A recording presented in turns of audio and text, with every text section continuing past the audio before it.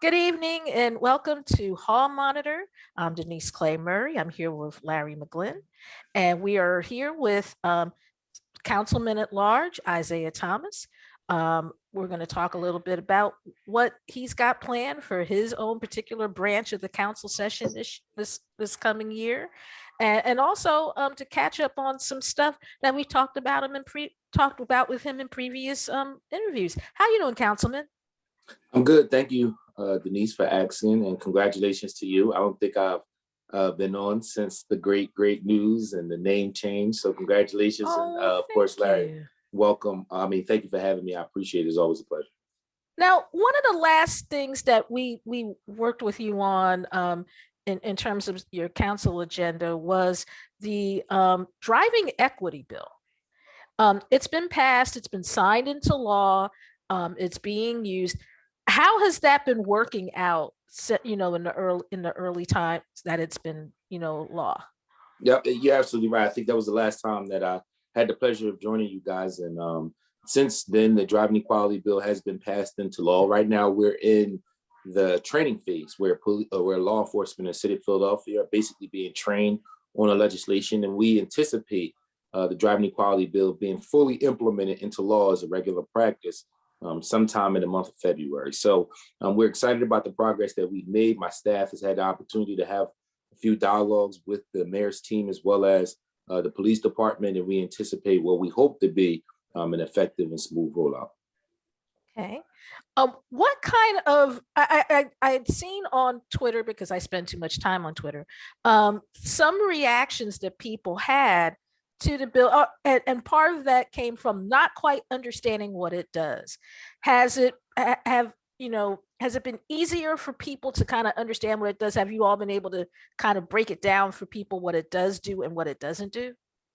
I think it's been easier for folks who really want to understand the legislation to know what it does and what it doesn't do. I mean, we try to explain it to people and let them know what the 7 violations are and how they're going to be enforced. And just also try to ask people to put themselves in the shoes of the people who are pulled over on a regular basis for these violations. I mean, who would really want to be pulled over for having a car freshener hanging from your window, or because you relocated your license plate, or because you had minor damage to your car, one tail light being out, when often when your tail light is out, you don't know that it's out. So with that being said, I mean, when we have those practical conversations with people and we let folks know what the legislation does, but then we also let them know that, number one, that this was a collaborative effort with the police department, not an isolated situation. But then also we let them know what people still can be pulled over for. And when you think about the things that people can still be pulled over for, those are the things that you want law enforcement essentially doing. When we're talking about speeding, running stop signs, driving recklessly, probable cause, all those things are still within the power of the police department in the city of Philadelphia to pull a vehicle over. So we are working very hard and doing our due diligence to try our best to make sure that the rollout is as smooth as possible. Anytime folks want to discuss the bill, the legislation in depth, we're willing to have those conversations and explain it. But let's be honest, there are some folks who really don't want to discuss the legislation. There are some folks who just want to put us in a position where they're making this seem like it's something that's different than what it is. And I think that we all know that there's a facet of not just social media, but just society in general that don't want to see things work, especially when you're talking about things that have a disproportionate impact on people of color. Okay.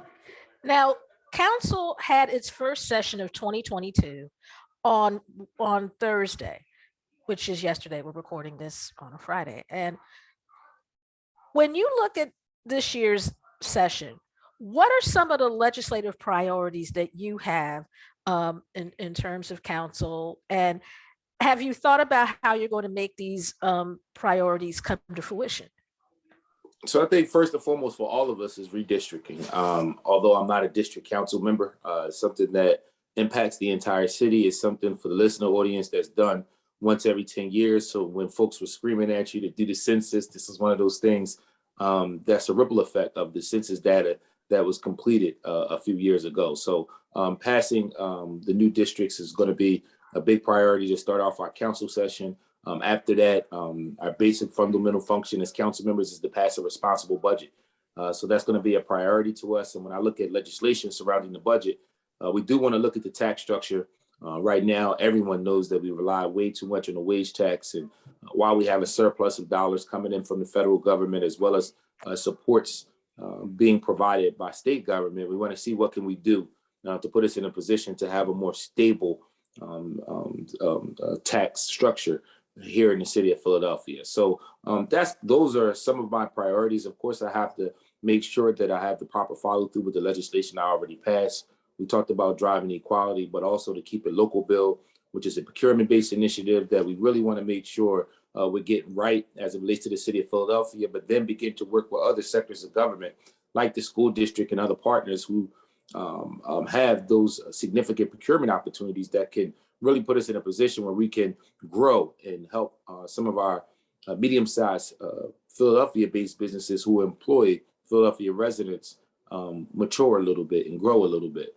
So those two are my main focus as far as carrying those legislations too. We talked about other big responsibilities, and then just figuring out what can we do to make the city a little more business friendly, to address the poverty rate, and to hope to have some type of impact on the gun violence that we're seeing as it relates to our municipality. Of course, the bread and butter of everything I do is working with youth and young people, and that won't stop. That advocacy will still continue, and those resources and programs will hopefully be bigger and better this year. Now, speaking of the gun violence situation here in the city, we've also had issues with carjacking and other things that have, that are kind of related to gun violence. Last year, the city passed a peace budget. $155 million was set aside to deal with gun violence and all the things that happen around it, things like trauma counseling and different things. The budget, I'm sure that right now you all are in the early stages of discussion with the budget. Is that part of the budget? Is this amount of money still going to be allocated toward that? Because a lot of people are afraid that the grants, particularly the community grants that came out of it, are going to be a one-time thing for what's definitely not a one-time problem.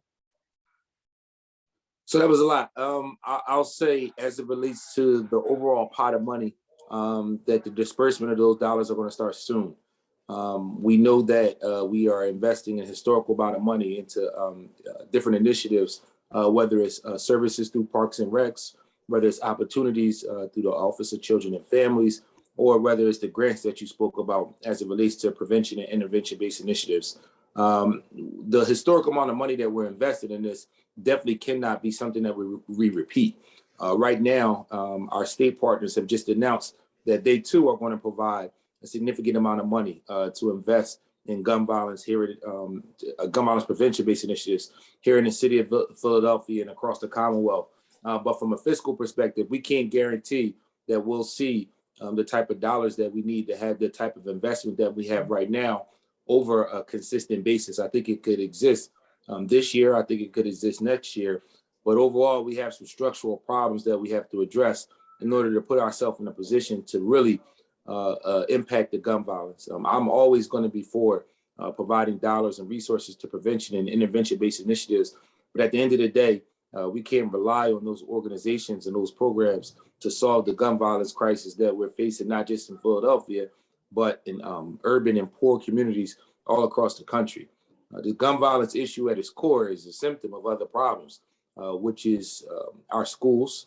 First and foremost, our schools do not prepare our young people to go into higher academia or into the workforce, but then also our job market. Right now, the minimum wage in the Commonwealth of Pennsylvania is still below $8. That's something that I talk about and try to advocate for on a consistent basis. But then also the majority of the jobs that we're attracting in the city of Philadelphia are low-wage jobs that pay $50,000 a year or below. So while we are trying to do our best on the government side to put us in a position to fight for a minimum wage, to improve the quality of our schools, simultaneously, we have to recognize that government can't employ everybody. So what are we doing to attract businesses and jobs to the city of Philadelphia to put us in a position to have a more competitive market as it relates to providing quality opportunities where people can wake up every day, work one job, and that one job provide a quality living for themselves and their family. Unfortunately, right now, most people have to work 2 and some 3 jobs just to keep a roof over their head and keep the lights on. Okay, I'd like to bring in Larry McGlynn. Do you have any questions, Larry? I do. Thank you, Denise. And Councilmember, thank you so much for being with us. Of course, thank you for having me. For us, budget season is one of the most interesting times of the year. And in the budget hearings, they're very informative and I think very important. As we move into budget season and maybe thinking about those budget hearings in particular, is there anything specific that you're looking out for? Anything that you think is really fundamentally important? How much time do you have? All the time you need, All the Councilmember. time you need. Well, We're generous. I'm on the appropriations committee. So when budget time comes around, that's the hat that I probably wear more than any other hat. And basically, we're looking at a lot of different things. You could start with, well, I won't talk about taxes and tax structure because I already mentioned that, but that'll be something that we keep an eye on. Overtime spending is a significant issue in the city of Philadelphia. We did a much better job last year as it relates to overtime spending for city employees. So as we think about how many dollars we allocate for different departments, we also want to look at what we did in previous years as it relates to overtime spending. We also like to try to have effective dialogue and make sure that we're efficient as it relates to funding for our row offices. We've seen some significant increases as it relates to dollars that go into our row office, predominantly looking at cost of living increases for city employees, as well as other requests for special projects and other initiatives that exist. So we try to monitor that from the appropriations committee as well too. We then have to think about our capital investment initiatives. Capital investment is something that people don't really talk about, but it's something that's really important because those are the things that the city are investing in over a significant amount of years that often impact the infrastructure of our city. So what is the capital budget going to look like as it relates to various and different projects?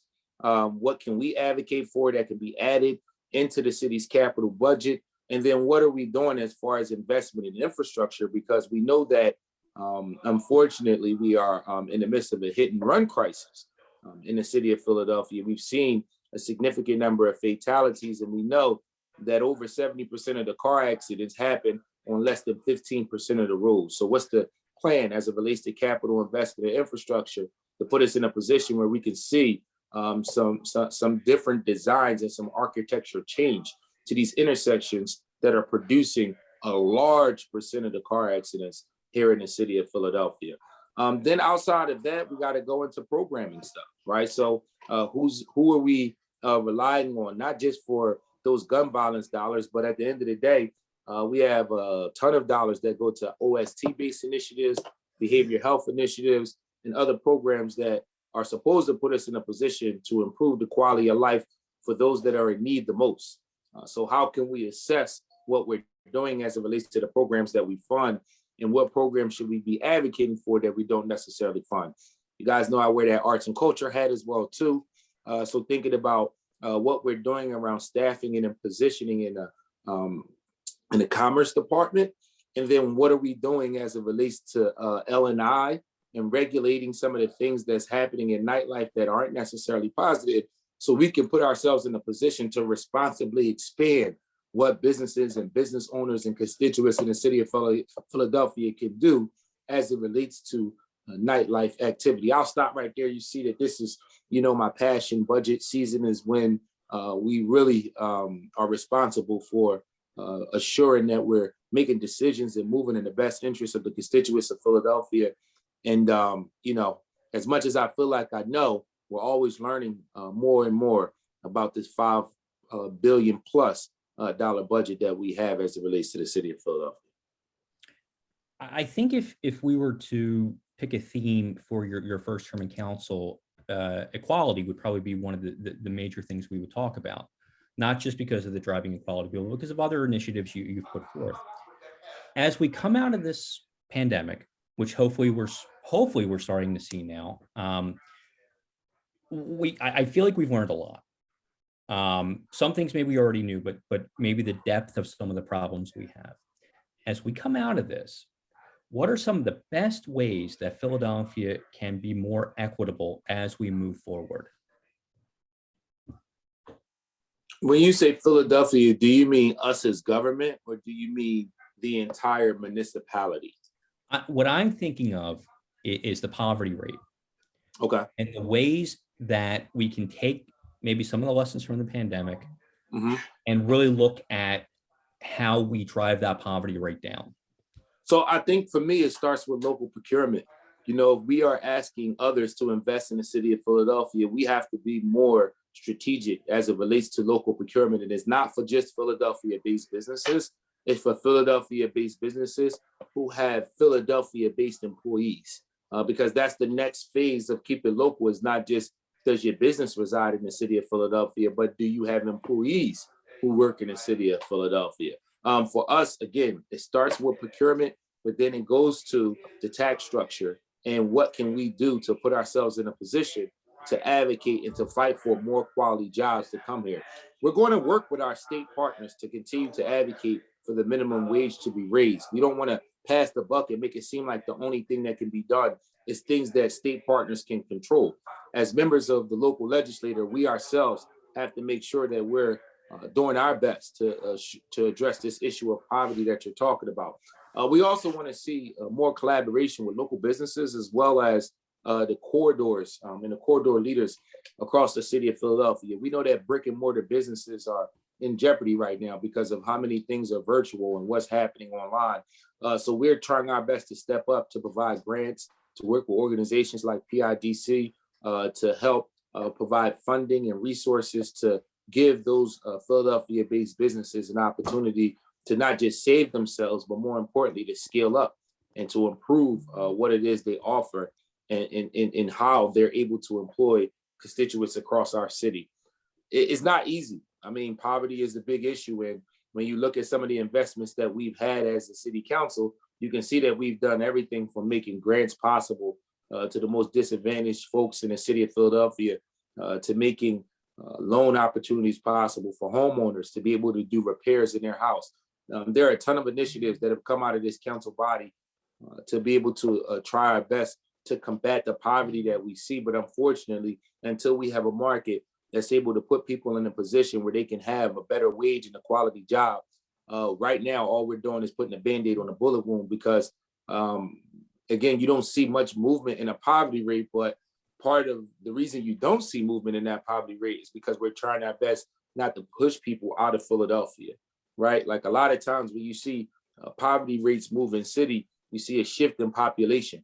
And I don't think that we've seen that significant shift in population. Clearly, some folks have left Philadelphia. And if you're in communities of color, you know that a lot of people are trying to make it out of Philadelphia. Our biggest goal this council session in this calendar year is to change that philosophy, especially in communities of color, to make it in Philadelphia instead of make it out of Philadelphia.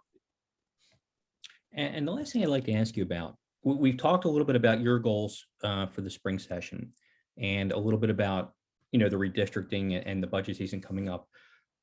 When you look at city council and you speak to your colleagues, are there any other key goals that you see city council undertaking in this spring session?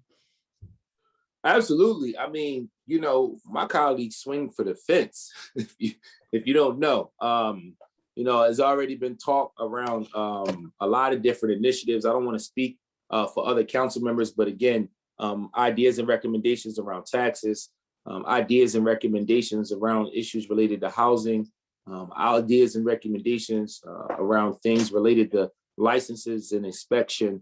I think that folks are really going to try to put themselves in a position to really see some significant change as it relates to taking risks and becoming more efficient as a city. Because at the end of the day, the type of stimulus dollars that we have right now, although it's not, it's not something that can really break the bank, it is enough where you can take a risk. And it's going to be a matter of who can convince folks that their idea is the best idea. So I think that you'll see a lot of movement, activity, recommendations and suggestions. And look, let's be honest, there's no secret that a lot of my colleagues are looking at the second floor and contemplating this idea and the possibility of running for mayor. So some folks, this might be or could be some of the end of their careers as it relates to working in the legislative branch of government. And anytime you're coming to the end of anything in life that you're proud of as it relates to the body of work that you put together, you're going to try to finish it with the exclamation point. And I don't think any of us in any of our professions or careers can deny that natural and innate that's within all of us. Dr. King called it the drum major instinct, right? Like we just celebrated Dr. King's legacy, but he called it the drum major instinct, just this idea of recognizing what it means to want to have that reward and that legacy that looks at and relates to you. So I'm sure you'll see some phenomenal things that I don't even know about as it relates to ideas and recommendations coming from my colleagues on council. And I'm excited to work with them to see, what can we do and what can we continue to come up with to improve the lives of the citizens of Philadelphia. I'd like to turn it back over to Denise Clay Murray here on WPPM 106.5. Thanks, Larry. I have one last question for you, Councilman, and it kind of piggybacks on something that you just said about making people want to stay in Philadelphia instead of striving to get out. One thing that has always fascinated me as someone I'm an Army brat from New Jersey, and I kind of came to Temple and never completely left. So how do you get, I guess, how would you propose to make it so people want to stay here? Would it be a marketing program? Would it be through better jobs? Because I've never understood why people who are from Philadelphia don't understand just how cool a city this is.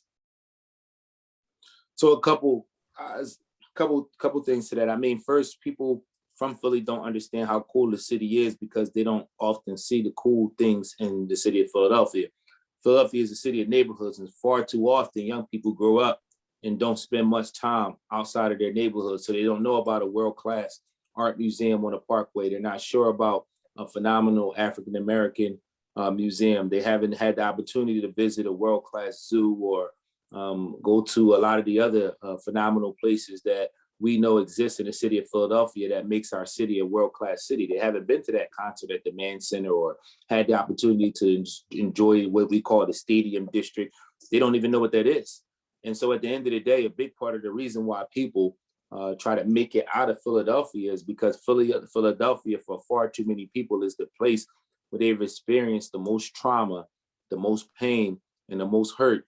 And they feel like the best way to deal with that is to remove themselves from the situation so that they don't have to experience that trauma, that pain, and that hurt again. I think for us, what we want to do first and foremost is address the poverty and the crime, right? Because that is what's creating the trauma, the poverty, the crime more of a symptom of the poverty, and the poverty being something that works hand in hand with the lack of quality education.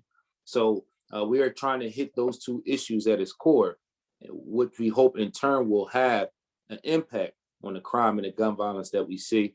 But then, of course, Denise, you know much better than I do that the marketing side is going to have to exist. Last year, we started talking about this idea of running this campaign called Choose Philly, where we would encourage young people who are seniors in high school to choose Philadelphia-based universities instead of going other places. We did it on a small scale just to kind of see how it would land with messaging and things of that capacity. And there were some pros and there were some cons. But at the end of the day, the marketing side can't begin until the foundational issues are fixed. And we are constantly talking and working to figure out what do we do about the poverty rate? What do we do about the schools? And once we feel like we have a hold on those two things, I think the marketing side becomes a little bit easier. And when we're encouraging young people graduating from high school to choose Philadelphia, it makes sense. When we're talking to that entrepreneur who just graduated from college and they want to start their own business, and we're encouraging them to choose Philadelphia, it makes sense. But right now, as a city, we have a lot of holes. We have a lot of deficiencies. We have a lot of things that just don't work for us. I talked about a few, but there are more, right? Like we know our public transportation system right now has some significant issues. We know our prisons right now have some significant issues. I talked about issues around infrastructure and other issues as it relates to our city. So It's a lot going on that we have to deal with. But in order to really change the narrative around what it means to grow up in North Philadelphia or West Oak Lane or West Philadelphia or South Philadelphia and say, I want to make it in Philadelphia, we have a lot of work to get there, right? And it's even thinking about that entertainer who feels like they have to go to New York or Atlanta or out to the West Coast to maximize their potential. How can we put ourselves in a position where that artist, that musician, that actor or actress can cultivate and maximize their abilities and their talent while still residing in the city of Philadelphia? Again, we got a lot of work to do to get there, but if other places were able to get there, I'm very optimistic that we can do it as well too. Okay, thank you so much. That's Councilman Isaiah Thomas, Councilman at Large. Thank you so much for sharing your time with us and sharing your ideas. And we really appreciate it.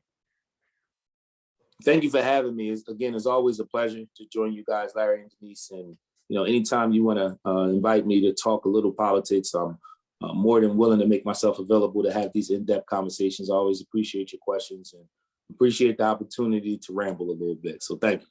Okay, thank you.